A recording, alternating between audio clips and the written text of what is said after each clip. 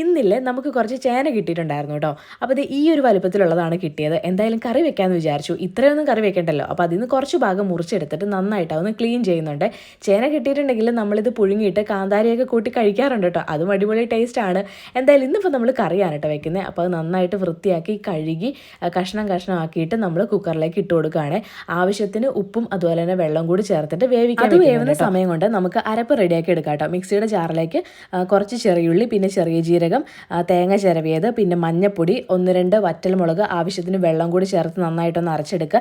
എന്നിട്ട് നമ്മൾ ആ ഒരു ചേന വേവുമ്പോഴത്തേക്കും ഒന്ന് ഉടച്ചെടുക്കുക കേട്ടോ. എന്നിട്ട് അരപ്പ് അതിലേക്ക് ഒഴിച്ചു കൊടുക്കുക. പിന്നെ ഒന്ന് താളിച്ചാൽ മതി കേട്ടോ. അപ്പോൾ നമ്മൾ ചീനിച്ചട്ടി വെച്ചു, എണ്ണ ഒഴിച്ച് കടുക് പൊട്ടിച്ച് കറിവേപ്പില ഇട്ട് ചെറിയുള്ളിയും കൂടി ഇട്ട് കൊടുത്തു. എന്നിട്ട് അതൊന്ന് മൂത്ത് വന്നപ്പോഴേക്കും നമ്മൾ താളിച്ചിതാ കറിയിലേക്ക് ഒഴിക്കുക. അങ്ങനെ നമ്മുടെ ചേനക്കറി റെഡി ആയിട്ടുണ്ട്. നല്ല ചൂട് ചോറ് എടുത്ത് വെച്ചിട്ടുണ്ട്, ചേനക്കറി ഒഴിച്ചിട്ടുണ്ട്, പിന്നെ ലെഗ് പീസ് വെച്ചു, അതുപോലെ തന്നെ പപ്പടം പൊരിച്ചതും വെച്ചു. ഈ ലെഗ് പീസ് എനിക്കുള്ളതല്ല കേട്ടോ, അഫിക്കുള്ളതാണ്.